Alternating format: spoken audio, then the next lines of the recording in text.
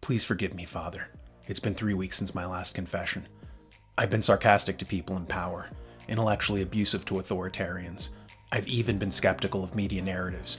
Please forgive all the evils of The Daniel Natal Show.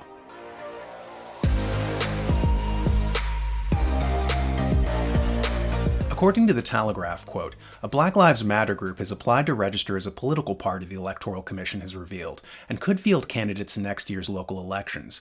An application in the name of the protest group, which has led calls to defund the police, was made almost exactly 5 months after the death of unarmed black man George Floyd. The political party intends to operate over the whole of the UK, and its registration suggests it plans on launching splinter groups in Wales and Scotland. End quote. According to several news outlets, no one knows who exactly is financing the political party in the UK, but what's of interest to us here is a viral video that was just making the rounds in England. What are you doing? Look at you! Look at you! Look at what you're doing! Look at them! Dirty bastards! Dirty man! Get away from her! Look at you all! How many of them there is on her mind? This video purports to show a black mother and her child being assaulted by a bevy of police officers.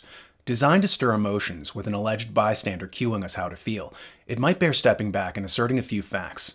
For instance, this template seems very similar to World War I propaganda archetypes, like this one here, with Germans assaulting a woman with her child.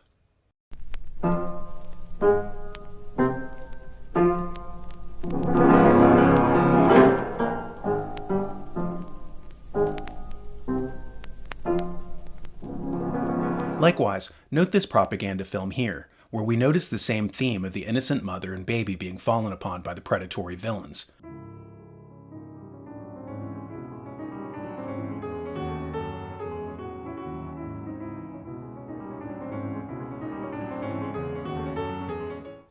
England, of course, is the birthplace of modern propaganda. The term derives from World War I, and the English had the world's first ministry of propaganda run by author Arnold Bennett. He recruited many of his fellow writer friends, like H.G. Wells as an example, to script narratives and come up with fake atrocity stories. They invented false narratives like the Germans using babies for bayonet practice, or crucifying Belgians, or having a giant wooden raping machine that they rolled throughout the Belgian countryside to assail Christian maidenhood. Some of these atrocity narratives can be read in H.G. Wells' 1916 novel, Mr. Brightling Sees It Through. His job as a propagandist was, of course, to try to get the Americans into the war on Great Britain's side, so he had to lay it on a little thick with some of the now universally debunked narratives he was shelling out. The point, of course, isn't about World War I. It's how these same tried-and-true techniques are being rolled out today to manufacture consent in England for a Black Lives Matter political party. So just as it's being set up by foreign billionaire oligarchs, right on cue, we get videos like the one we just showed you, of the saintly mother of African heritage being attacked by the evil Huns, the British police.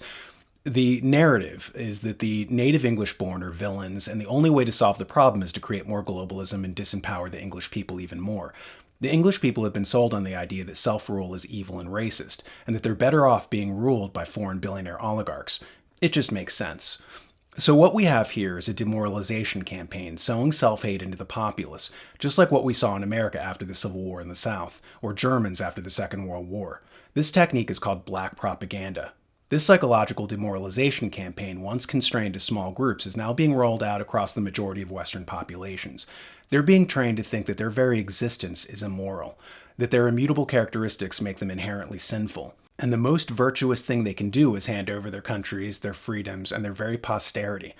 The point of this report isn't about toxic ideologies being promoted to subdue Western populations, but the techniques for their dissemination. Social media has become a boon to the propagandist. He can now slip crafted public relations pieces into social media, silently, unseen, with no attribution and no accountability. The video just appears. In a current media cycle known for its over-the-top propaganda rollouts, just exercise critical thinking when sharing that mysterious video that just popped up from out of nowhere. To the propagandist, they see gullible rubes much like pest control people, cockroaches who bring toxic food back to the nest to poison the rest of the colony. These same demoralization rollouts extend to more than just race relations, but to contested elections, where the goal of the propagandist is to tell you that the fight is already over. Give up, go home, don't even try. As Chinese military expert Sun Tzu said, for to win 100 victories in 100 battles is not the acme of skill. To subdue the enemy without fighting is the acme of skill. The entire mainstream media is weaponized to convince you not to fight. Social media platforms like Facebook, Instagram, or Twitter are little poison dispensers releasing black pills that they want you to spread around to your friends and family. They want their messages to go viral. The biggest virus this season isn't COVID, it's disinformation.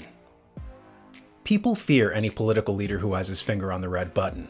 What political leaders fear is people having their finger on the red button, the subscribe button. Push it and see their narratives explode. Also consider donating to help keep these videos coming. And don't forget our website and newsletter, thenewamerican.com.